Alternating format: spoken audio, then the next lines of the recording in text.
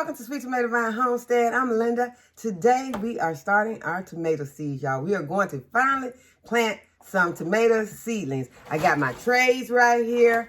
I've got, this is the 72 right here, because each one of these has 36. And these are the ones that you can take out. And I've got my tray to sit them on.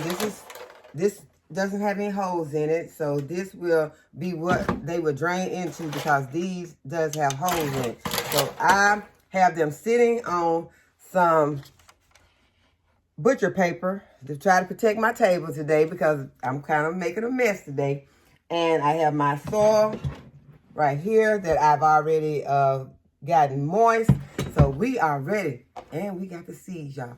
So let me show you what we got. What kind of tomato seeds that we're planting this season. This is my case, and these are my seeds, and we're planting all of these. So I am not going to do a lot of each seed this season, but I do plan to have enough that I can have some extras in case some don't germinate. So I will be starting at least 6 of each of these seeds.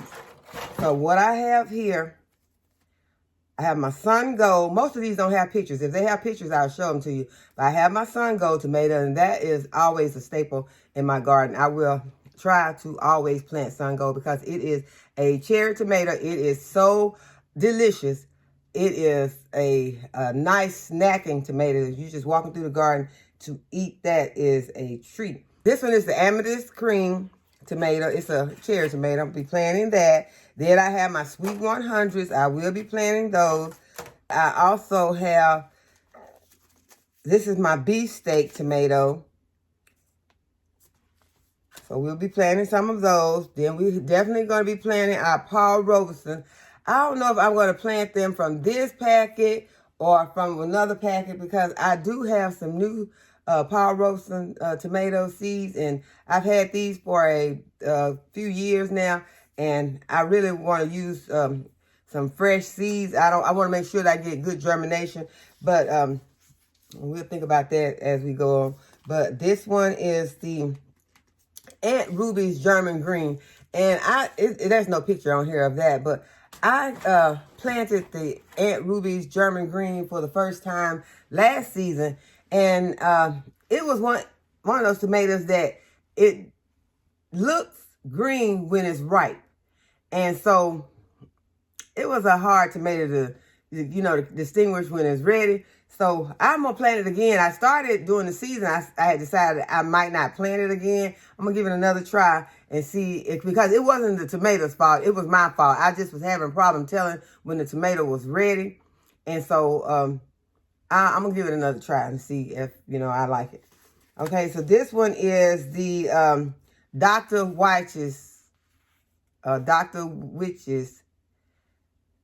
tomato. Y'all, this tomato, there's no picture of it on here either. This tomato has a orange look to it. It gets large, and last season was the first time that I planted this tomato, and when the tomato was ripe, I took a bite of it in the garden.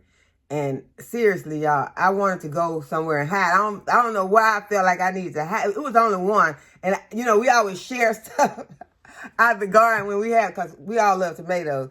And I felt like I needed to hide with this one because I just wanted it all to myself. It's so delicious. And I ended up getting not a whole bunch of them. It was not a prolific tomato, but it was so delicious. It's worth planting again. And I'll make sure that I have more of these this season. So it's definitely going to be 6 planted to make sure that I get good germination. And if I have more, I'll just share them with someone else. This is the Brad's Atomic Grape tomato. That is the picture, and that is basically what it looks like. And last season, this tomato, the experience I had with it mostly came while it was still in my greenhouse. I planted it. It was growing well, and it was one of the first ones that was doing well in my greenhouse.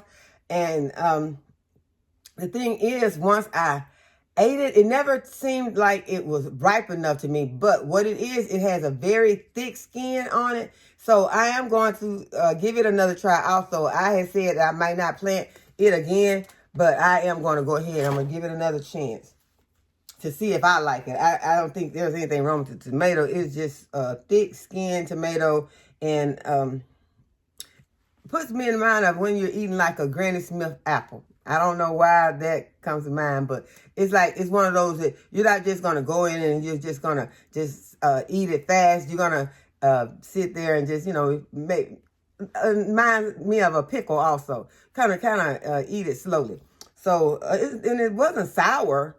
Well, it wasn't sweet either. So it's hard to describe the Brad's Atomic Grape, but I'm going to give it another chance in the garden because I did like the Aunt Ruby's German green. I had said that I wasn't going to plant that one again. This is another beefsteak, so I'm gonna have to kind of separate these. And this is one that I've had. These seeds I've had for a while too. So I don't know if I'm gonna plant my. I think I'm gonna plant my new seeds this season, y'all. I don't think I'm gonna plant those older seeds. Not that there's anything wrong with them, but I just want to give my plants the best chance that they can get. So I'm gonna plant the new seed. So that one would probably, I'll go ahead and put it to the side now. And I could put that other Paul Robeson to the side also, because of the fact I know that I have another Paul Robeson right here. I just got these recently this season from Baker Creek, so I will be planting this one this year. And also, I hope that I will be able to get bigger Paul Robeson tomatoes. Last season, I got Paul Robeson tomatoes. They were delicious. Oh my goodness, they were so delicious. I think I enjoyed that tomato more. I don't know, it was kind of tie between it and Dr. White's, but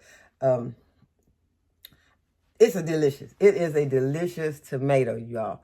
That is the way that it looks, and sometimes they look darker than that, and they're delicious. Just slice them and eat them and make a tomato sandwich. They are delicious. So these are the ones I'm going to go ahead and plant. But as I was saying, they did not get as big as I know that they can get. So I'm going to go ahead and try my new seeds. I think this season, y'all, I am going to be planting my tomatoes in the ground. Last season I planted, I'm sure I'm going to plant some in the containers also, but I think for the most part that most of my tomatoes are going to go in the ground. So that is what my plan is. This is the triple crop tomato.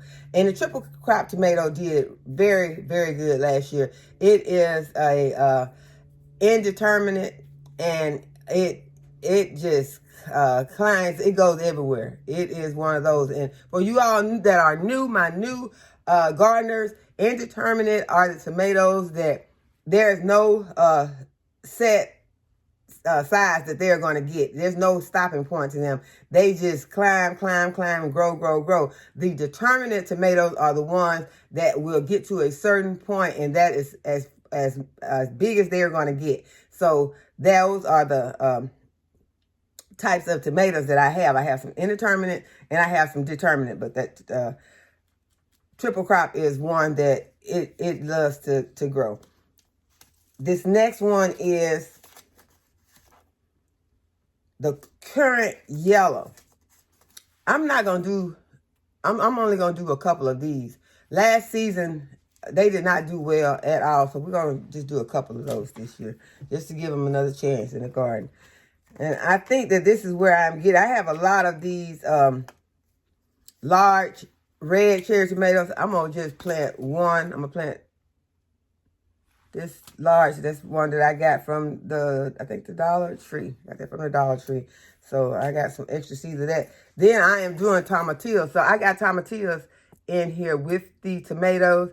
And so I am going to do, this is a purple tomatillo. Then I have a green tomatillo. I will be planting those. Okay, this is a black tomato mix. And I have, I said that I was going to stop doing mixes in the garden because the reason why is because once you get the plants to germinate, you don't know what it is. You just have to kind of wait around. And if you're familiar with that variety, once it germinates and starts to grow, then you'll say, well, yeah, that is the black creme. But if you don't know, if you're not familiar with it, then you're going to have to go and look it up. And sometimes last year, some things I never did find out what some of the plants were. So I had said I was going to stop on those. I had the tomatoes that were mixes, and I also had the peppers that were mixes. So I had said that I was probably not going to do those again. But this one is the San Marzano tomato. These are good for making sauces. Last season, I did not have a good crop with these. And they are heirlooms. And you all, that is another thing that I am noticing also, that the heirloom, they're prone to diseases and pests. And so they attract pests to them. Pests love to flock to them because they don't have anything to really fight with. Some of them don't. So this season, I have some other I have ordered some hybrid tomatoes. I'm going to be using a lot of hybrid tomatoes. So they are not here yet. I've ordered them from Amazon. I think I got one that just came, and it is a big beef hybrid tomato. And these are the seeds that just came, so I'm going to go ahead, I'm going to put them over there also. But I am going to use a lot of the hybrids because the hybrid tomatoes are more disease resistant. They're less prone to have pests just migrating to them. So they are also drought tolerant. So if it gets really, really hot, or it gets a lot of rain, they have something that they can fight it out. Because what that is more than one tomato was put together to make this super tomato, basically. So those heirlooms, they're just passed down from generation to generation, that same seed that has never changed. And they are still delicious. They are wonderful to have in your garden, but they are prone to diseases and to pest damages. So just keep that in mind when you are choosing which plants that you want to plant in your garden.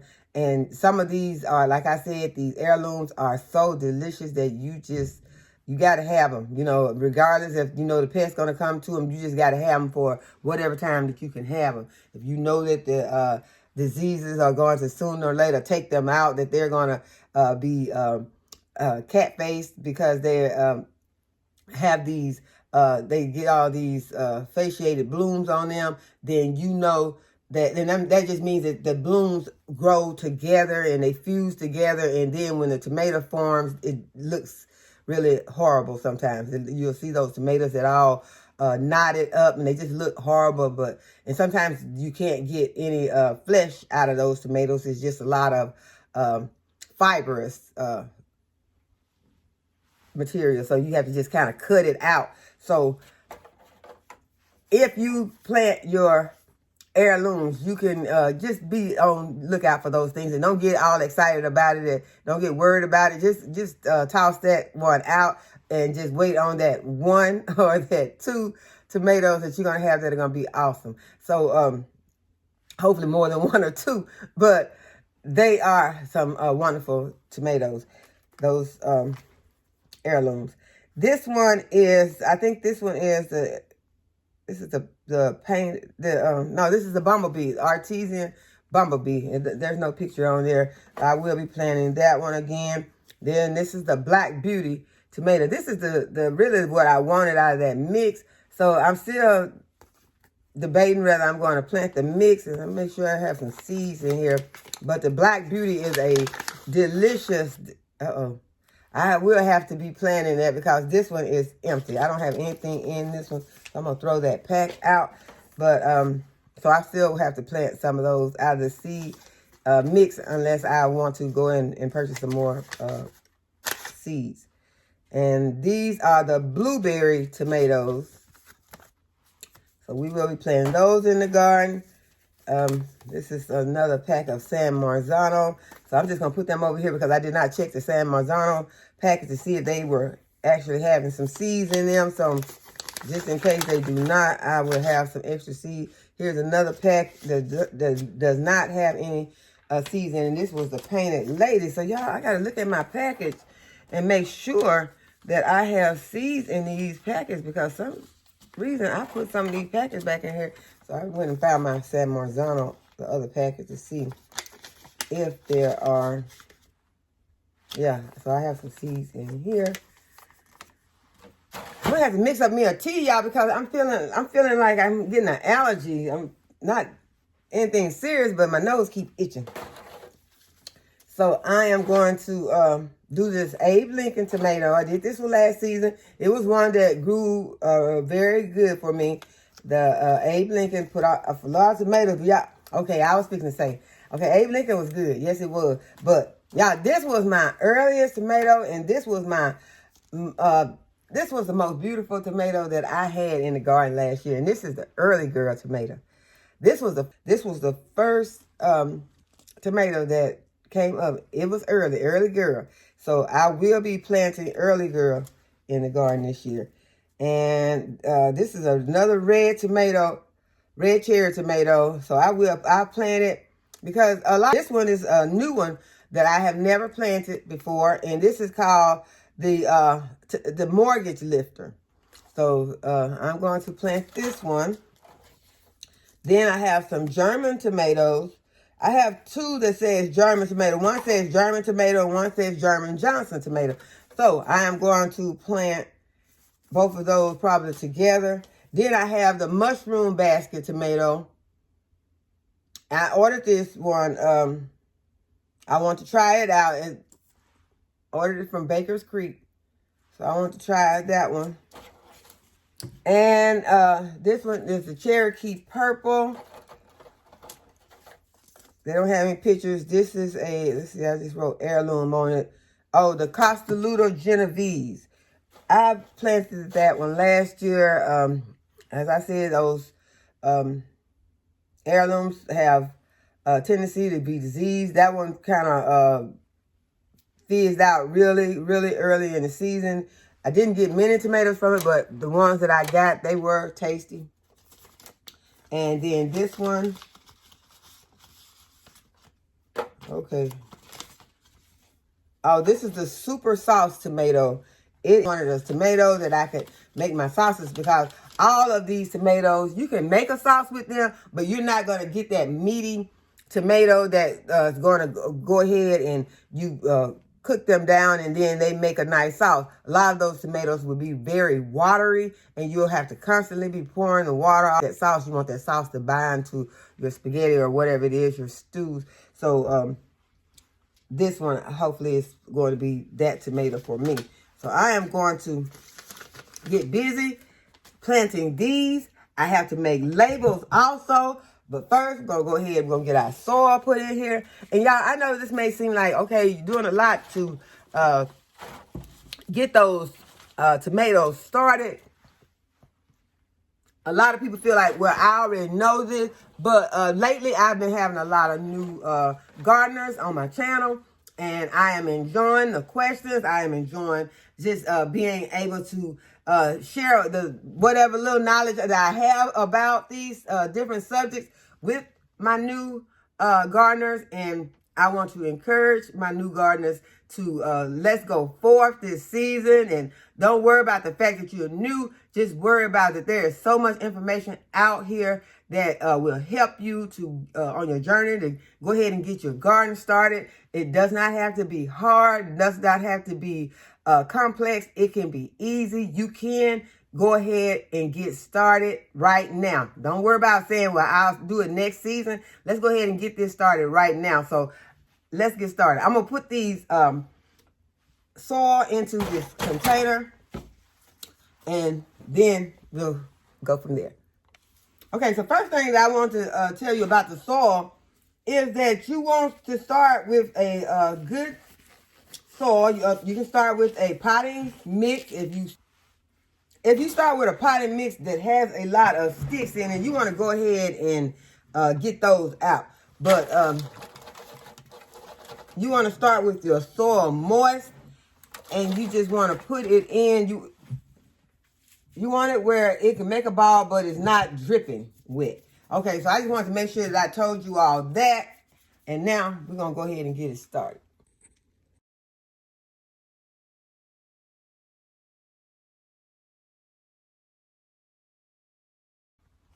And once you get the soil in all of your container and holes, you want to go ahead, push these soil down into the cells.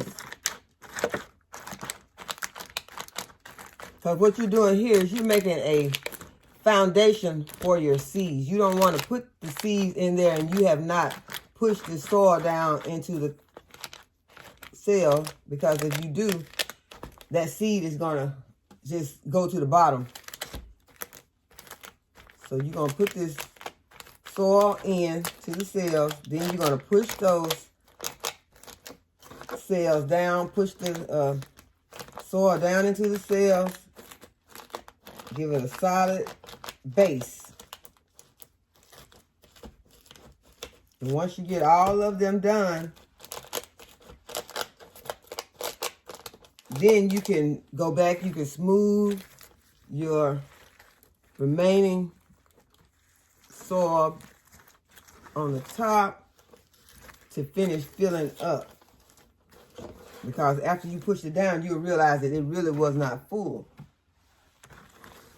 And then you can add some more soil to the top. And then you still want to push it down.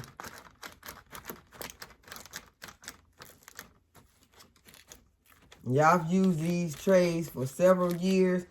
So they are coming to the end. At least this one is. This one is kind of torn on the edge. But it's still going to serve the purpose. And this one, I need to push it so it can sit more solid down into the tray.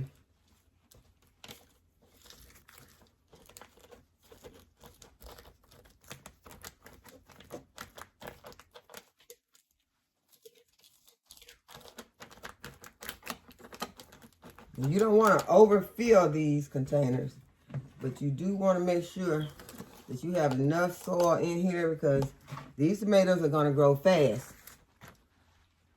And we are about 4 to 6 weeks out from our last average frost date. So it is time for me to go ahead and get these tomatoes ready, because in 1 month, I will be putting them outside in the garden, whether it be in a pot or if it's in the ground. Okay, so now that I have gotten this, we'll level it off some, and you see all the containers seem to have enough soil in it, so I just rake the rest of it off and put it back into my tote back here.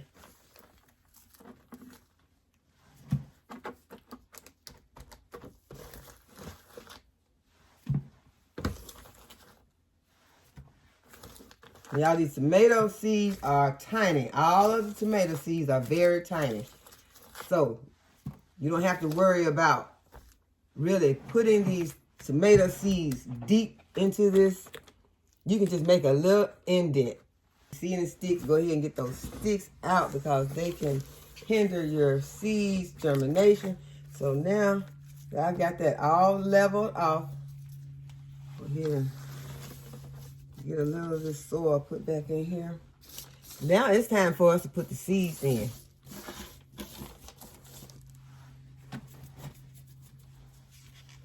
So I'm going to start with the Sun Gold. I told you this is one of my favorites for snacking in the garden.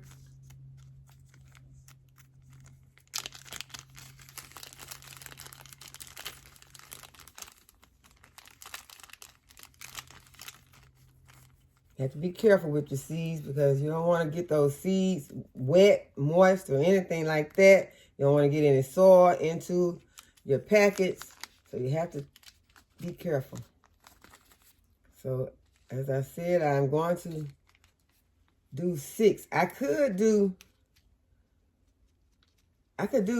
2 in each of these containers, and then I would only have to use 3 of my cells. And that is probably what I'm going to do, because I got a lot of tomatoes to plant, and I don't want to just use 6, because if I use 6 of my cells for each one, I'm going to run out real fast. So what I'm going to do is I'm going to take 2 seeds, and I'm going to put them into 3 cells. I hope that you all can see this. And I don't think that you can.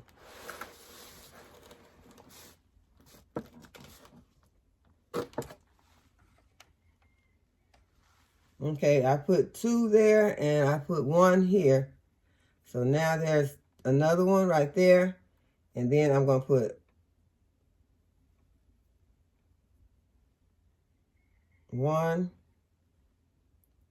2. So I've got my 6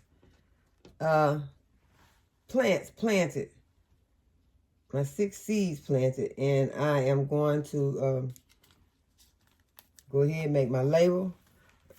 Put my seeds back up, because y'all, you do not want these seeds to get wet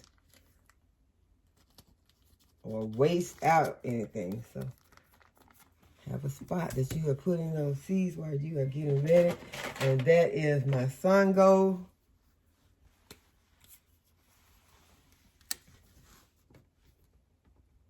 And since all of these will be tomatoes, I don't have to put sun gold tomato. I'm just going to put sun gold.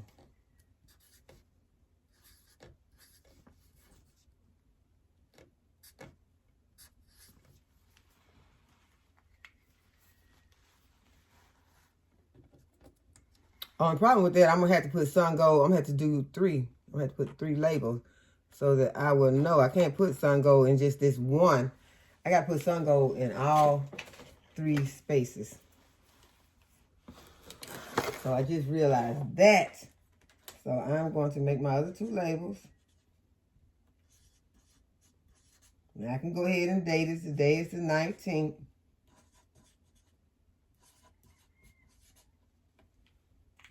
I don't have to date every one of them, because all of these are going to be done today.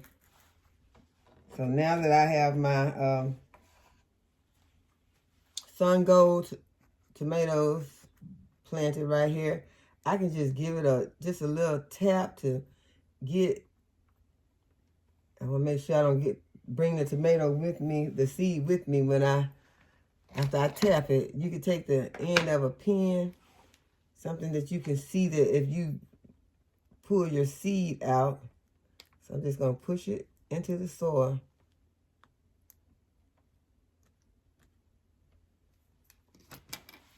And then what I'm going to be doing after I have gotten all of them done, I'm going to go ahead and do these 3. But after I've gotten them all done, I'm just going to go back and I'm going to put some vermiculite. But you got to make sure that you got that seed pushed down, contact with that soil. You got to make sure of that. And now, since I got the vermiculite on there, I can press it down even more. Okay, so I'm going to go ahead and I'm going to finish the rest of these. Getting all of my seeds planted up.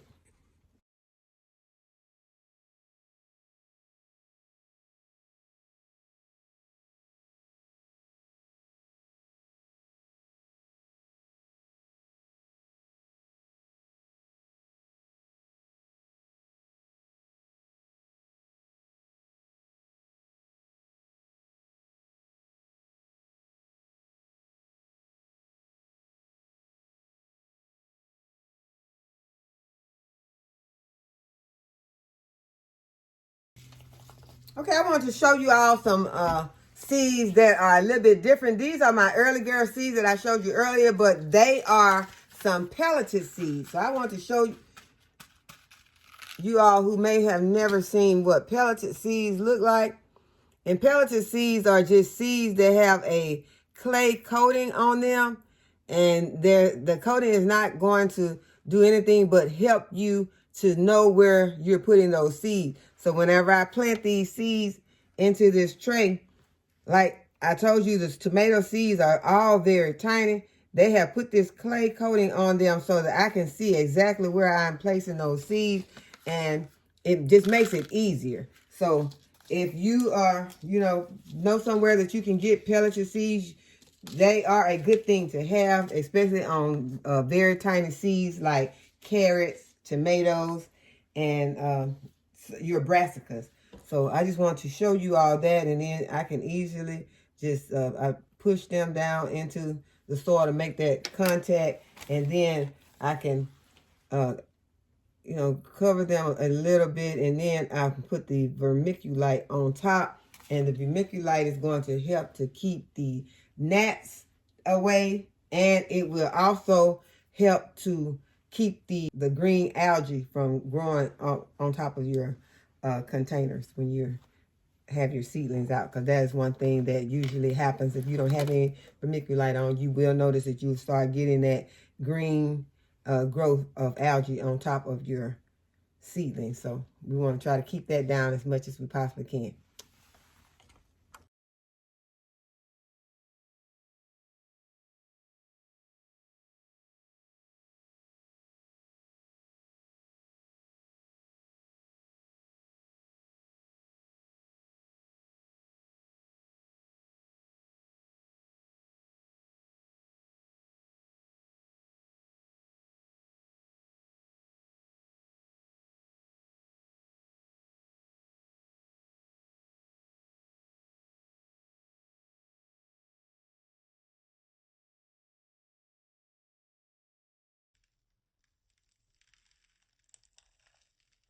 Okay, y'all, so we got all of our tomatoes planted.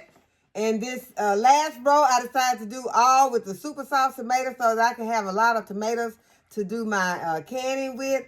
And I also did a whole row next to it of just the Paul Robeson because it is my favorite tomato.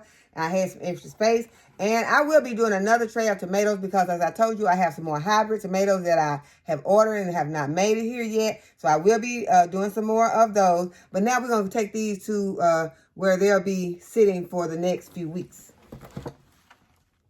This is what my growth station is looking like right now. But I do want to give you all a look at what the seedlings are looking like. I gave you a look at them the other day, but they have grown some more in just a few days. And I am about to put some fertilizer on them. I have not fertilized them yet, but this is what I'm going to be using to fertilize my indoor plants. And this is just the indoor seedlings, not my house plants. I use a Miracle Grow on the house plants. But this is what the fertilizer is that I use on my indoor seedlings. And it is a Hispano Organic Grow. And it says that it is all-purpose plant food. And a lot of times I have seen it has the word indoor right here. But I opened it and smelled it. And it also has the words for indoor and outdoor use plants right here. But it does not smell as loud as the fish emulsion does. So it is a water soluble, and I'm going to use it at half strength on these plants, and I'm going to water them from the bottom, going to feed them from the bottom, and it does not smell loud. It does not make your house smell bad. So if you can help it, please do not use the fish emulsion inside of your house because it will make your house smell horrible. But it is very good for your plants. If you're putting your seedlings outside in a greenhouse or something like that, then it'll be fine to put the fish emulsion on it. But if you're using a indoor water soluble for your indoor seedling, this is an excellent one to use. And so looking at these they're needing some right now because their little corners are getting a little bit yellow. And so I'm going to go ahead and I'm going to feed them. And also this is what my shampoo plant, which is called the Beehive Ginger. This is what it is looking like right now. And so it is also needing some of the fertilizers. And y'all, look at this potato plant. This potato plant is really enjoying itself. It is climbing all the way up this post.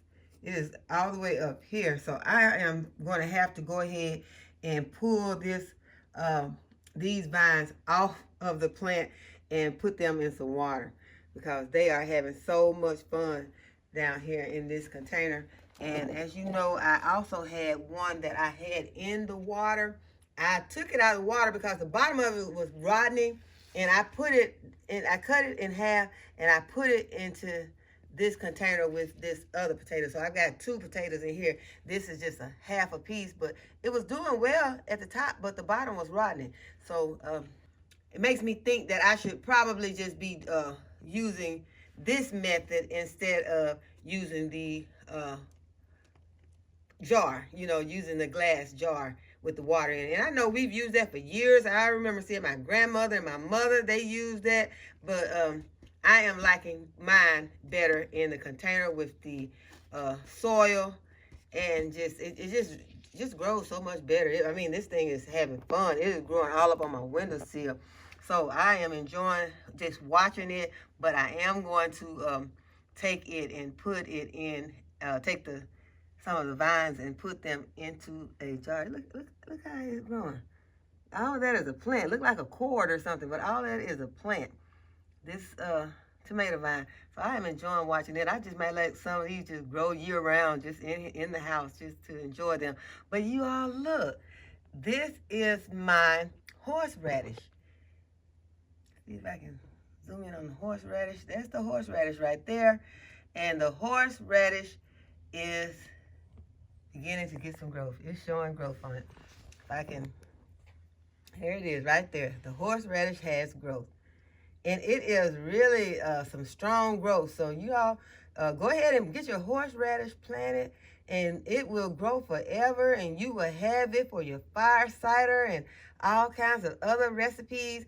So go ahead, if you can, go ahead and plant your horseradish. And also, I took the ginger that I had in this container. I had it right there where that potato is planted.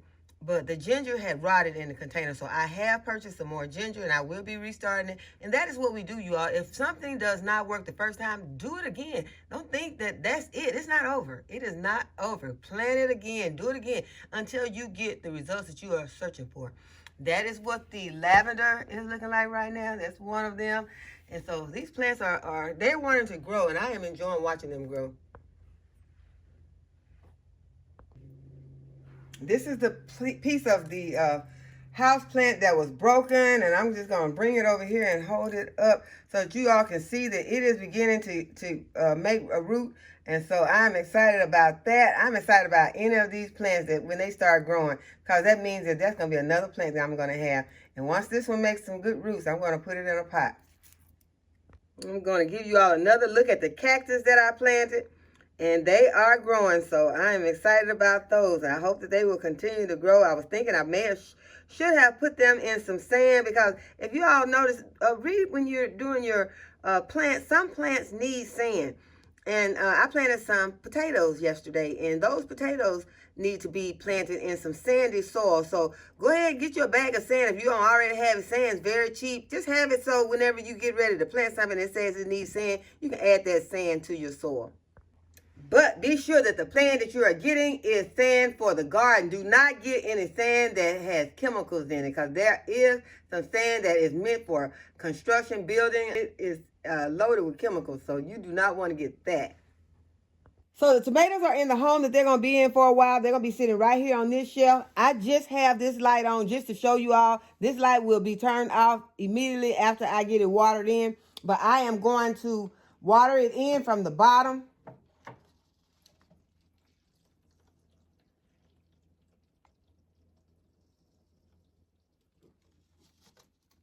And then I'm going to cover it with a dome, and I hope I have these labels pressed down in here enough where this dome will be able to fit on here. I did not take this into consideration when I was placing these labels. I may have to remove these labels. I will have to go back and do some adjusting to that. But this is how they will be sitting in here. They will have this dome lid on them, and this light will be off so that they do not need any light right now. They are going to sit right here until I see some germination. Then I will turn this light back on once the germination starts, and I will remove the dome lid. But for right now, I will be going ahead and readjusting this dome lid and getting it where it will sit on here properly. And the only thing I have to do is either I might have to cut my labels down. Hopefully I can just push them down. So I hope that you all have enjoyed the video today and that you'll give the video a thumbs up and subscribe to my channel. If you have not already subscribed, go ahead, hit the notification bell so you'll be notified when I upload a new video. And as always, thanks for watching. I'll see you in the next video.